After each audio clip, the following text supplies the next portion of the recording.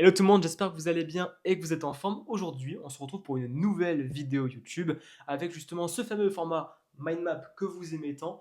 Dans celle-ci, on va parler justement de growth hacking. Alors, je ne sais pas si j'ai un bon accent en anglais, mais c'est pas grave, c'est OK. Et alors, pourquoi on va parler de growth hacking? Parce que justement, c'est ce qui va te permettre concrètement sans bullshit, de pouvoir gagner un maximum de temps dans ta création de contenu, dans ta productivité et bah, justement créer du contenu en peu de temps. Donc ça va être super intéressant pour toi parce que si tu crées du contenu de façon plus rapide que d'habitude, bah, tu auras plus de temps pour d'autres tâches plus énergivores et plus importantes peut-être que la créa, notamment la prospection, tes appels, etc. ou ton suivi client. Ok.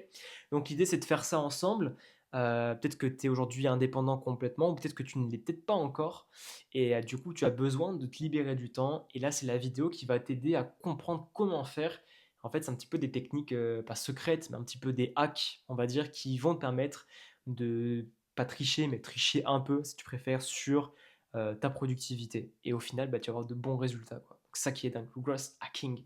Donc, c'est parti, on se retrouve sur la mind map, pardon, excuse-moi. Et avant ça, pense à t'abonner, à liker cette vidéo et à commenter le sujet que tu aimerais que je parle en communication, en marketing, qui pourrait t'être utile. Voilà, allez, on se dit à de suite, c'est parti. Ok, donc le growth hacking et la stratégie de communication. Donc à mon habitude, on a plusieurs étapes, on va aller voir chacune d'entre elles au fur et à mesure. Et on va commencer par la première. Donc la première, l'introduction, c'est quoi le growth hacking? Donc le growth hacking, c'est un ensemble de techniques qui est agile, des techniques souvent un petit peu, vous savez, low cost pour pouvoir générer rapidement de la croissance. Imaginez un escalier. Typiquement, vous montez les marches une par une, sauf si vous êtes vraiment très grand. Mais là, il faut s'imaginer que vous allez les gravir par exemple 3 par 3 grâce au growth hacking. C'est un peu une méthode qui vous permet d'aller plus vite et puis vous pouvez quand même vous tenir à une sorte de rambarde. C'est-à-dire que ce n'est pas des techniques qui vont vous mettre en porte-à-faux. C'est des techniques qui sont prouvées, qui ont marché. Et juste, bah, par contre, il faut être régulier, tout simplement. Ok. Par contre, avant d'aller plus loin, rappelez-vous ça et le stylo. Prenez de quoi noter et allez-y. Donc, je vous en prie, faites ça. Donc, du coup, voici à quoi ressemble le growth hacking et du coup, quels sont les objectifs. Donc, l'objectif du growth hacking, c'est d'avoir plus de visibilité, donc plus d'engagement et donc avoir une audience qui soit qualifiée. Et l'état d'esprit que tu dois avoir si tu veux vraiment avoir cette mentalité-là de growth hacker, pardon, ben c'est justement de penser différemment, de tester vite. En gros, pas de prendre 4 mois à faire une A/B testing et 4 mois pour en faire une autre. Non, tu fais une semaine, tu vois ce qui marche, ce qui ne marche pas, et tu ajustes sans cesse. Voilà. D'où pourquoi, moi, quand je fais de la création de contenu, je te précise que c'est toujours important d'avoir une semaine de contenu d'avance, une occasion que tu tombes malade, mais pas plus. Parce que si jamais tu as fait les choses mal, pour réajuster, ça va être compliqué. Ok. Donc ça, c'est super important. Donc voilà. Donc un petit peu, voilà l'introduction. Donc des techniques qui te font gagner du temps pour avoir de la visibilité, de l'engagement et une audience qualifiée. Et du coup, il faut que tu apprennes à penser différemment, tester et ajuster. Ok, donc tout ça c'est bien beau, c'est les grandes lignes, mais concrètement, ça marche comment le growth hacking? Donc le growth hacking, pourquoi c'est utile en communication? Parce qu'en fait, ça va venir vraiment booster en gros ta stratégie de com sans mettre de budget. C'est-à-dire que tu vas pas avoir besoin de mettre du budget sur des pubs méta, du budget sur Instagram, sur des campagnes ads. Non, là c'est vraiment utile pour de l'organique. Tu peux en faire aussi pour des publicités, mais c'est plus utile pour de l'organique. Et c'est l'avantage parce que du coup, tu vas pouvoir avoir une croissance peut-être plus, on va dire, franche, mais peut-être un peu plus lente au départ, avant que ça décolle réellement. Mais par contre, quand ça va décoller grâce à ces techniques-là, et bien en fait, ça va être linéaire sur le long terme après. Ok. Donc c'est ça l'avantage. Alors que du coup, quand tu mets de la pub sur Meta ou justement de la pub, c'est très bien aussi. Moi, je ne déconseillerais pas de faire de la publicité.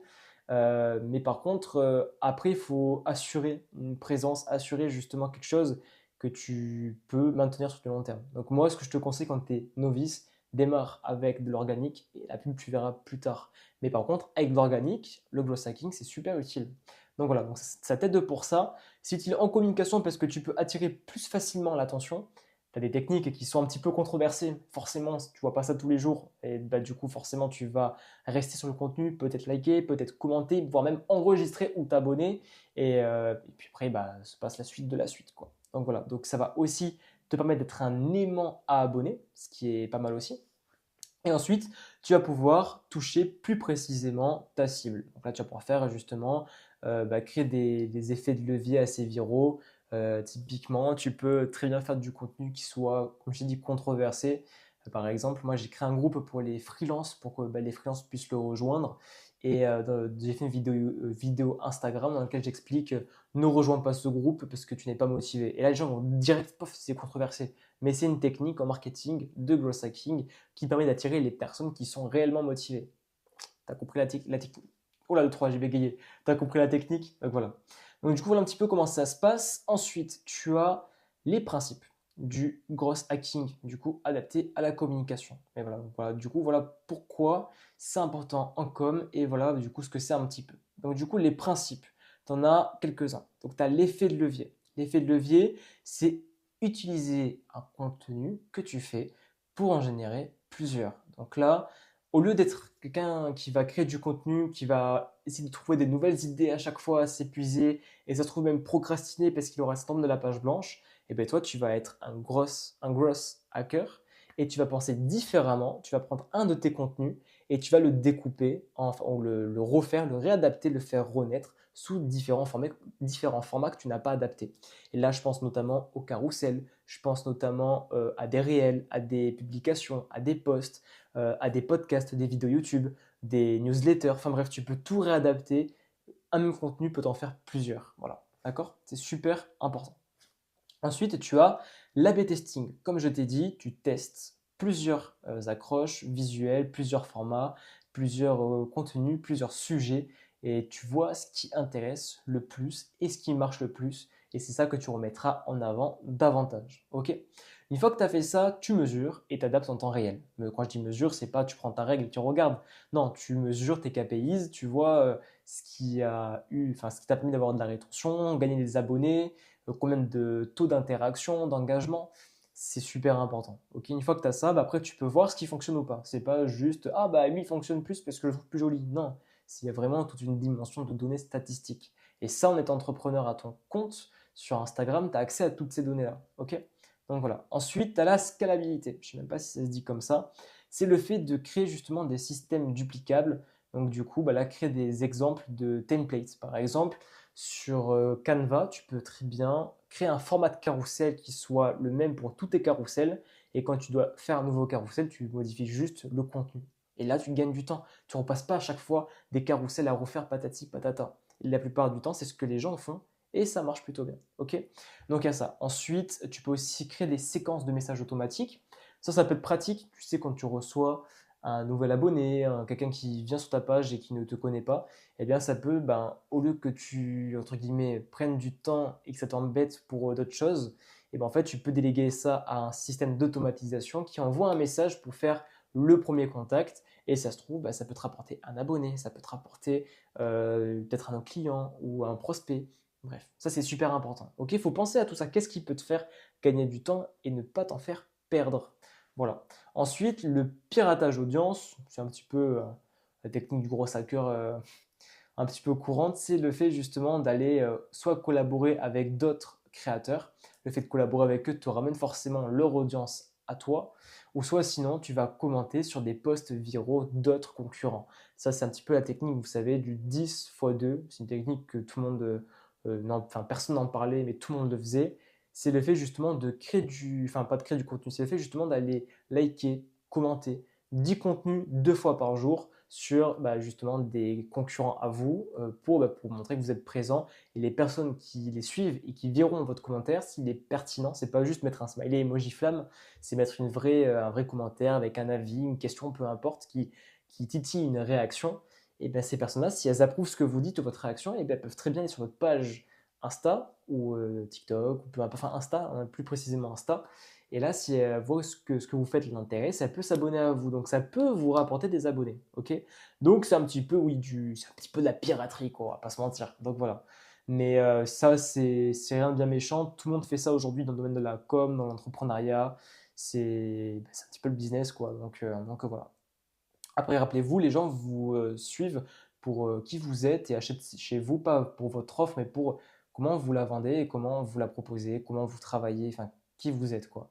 Donc en vrai, tout dépend de vous. Donc voilà. Après, il y a l'effet de FOMO et de rareté. Ça, c'est hyper utile. C'est une technique en growth hacking. Par exemple, vous faites un contenu et vous marquez disponible 48 heures seulement. Ou par exemple, jusqu'à ce soir, moins 50% sur mon magasin, patati patata, réservé aux abonnés aux newsletters. Enfin, il y a plein de choses exclusives que vous pouvez faire qui peut titiller justement cet effet de FOMO. Alors pour ceux qui ne savent pas, le FOMO, c'est un effet où il va y avoir une grande hype qui va monter en flèche d'un coup. Et c'est là où vous devez en profiter pour concrétiser des conversions en vente, en prospect, en abonnés, peu importe. Ok. Et c'est ce genre de phrase disponible 48 heures seulement, réservé aux abonnés aux newsletters. Du coup, ils vont être là, ah mais vite, il faut que je m'abonne à cette newsletter pour que je puisse avoir accès à sa formation à moins 50%, patati, patata, ou son programme. Donc, il y a tout ça qui entre en compte, ok. Et donc ça vous fait gagner justement potentiellement du temps sur la suite. Donc pensez à tout ça. Et des exemples de growth hacking dans la com, vous allez avoir par exemple, allez, je prends l'exemple du réel TikTok, quoi vous faites, par exemple sur l'histoire, moi j'ai fait un réel TikTok sur l'histoire de Ingvar Kamprad, le créateur d'IKEA, et bien je peux très bien transformer ce réel en thread Twitter, même si je ne suis pas sur Twitter moi de mon côté, mais si j'y serais, je pourrais le faire. Une fois que j'ai fait ça, je préfère un carrousel où j'explique un petit peu l'histoire de Ingvar Kamprad. Une fois que j'ai fait un carrousel sur Insta, je peux très bien faire une idée de podcast avec quelqu'un en parlant justement des personnalités qui ont percé alors que de base, elles n'avaient peut-être pas les moyens ou peut-être pas la chance que nous on a sur tel domaine par exemple et comment elles en sont venues là aujourd'hui.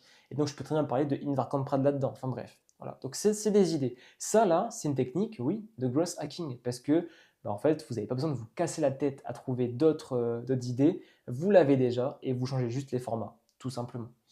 Et ça marche aussi sur Insta. Par exemple, si le réel il est sur Insta, vous pouvez très bien faire un carrousel sur Insta, un post sur Insta, et après un podcast sur YouTube, et mettre des extraits de ce podcast sur Insta. Enfin, bref, ça peut comme vous le voulez.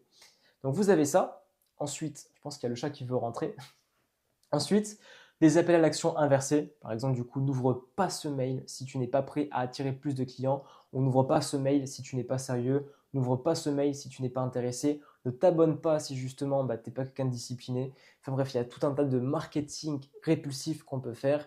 Et le marketing répulsif fait partie de la famille justement du growth hacking. Ça marche super bien. Ok.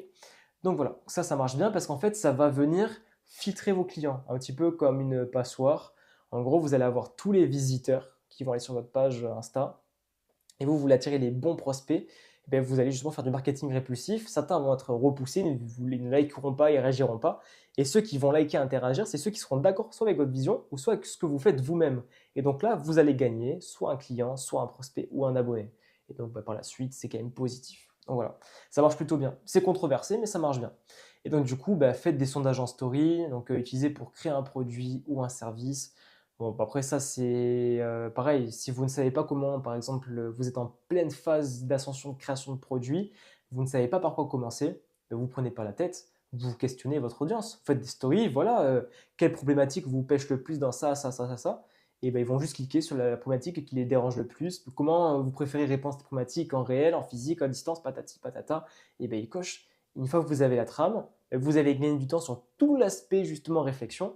Et vous passez à l'action sur le reste. Et vous venez rédiger, créer votre offre, votre produit, votre service, et c'est réglé.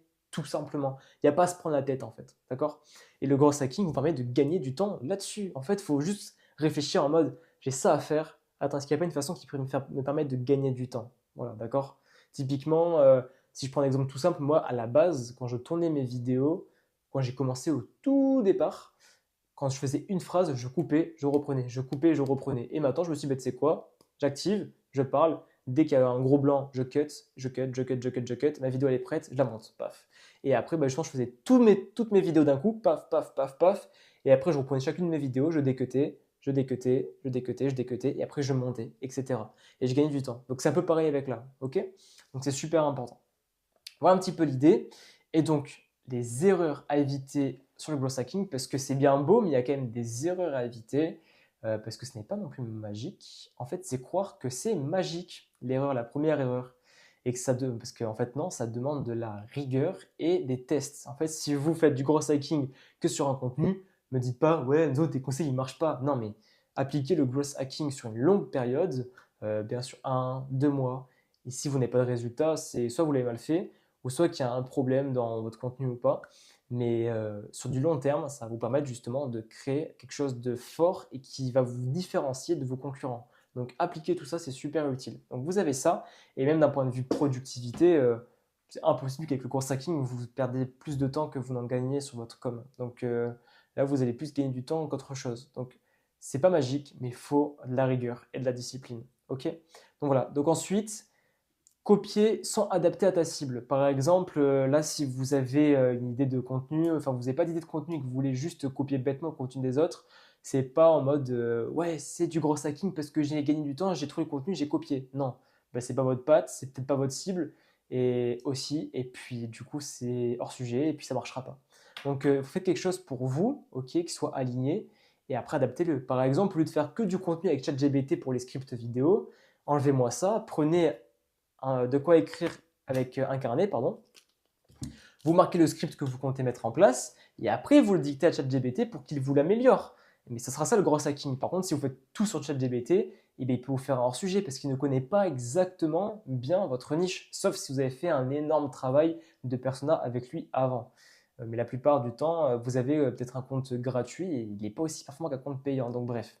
Donc franchement, ne copiez pas bêtement, appliquez, mais réfléchissez. C'est vraiment la distinction entre travailler dur et travailler intelligemment. Ok, vous travaillez intelligemment dur, c'est différent. C'est un petit peu des deux.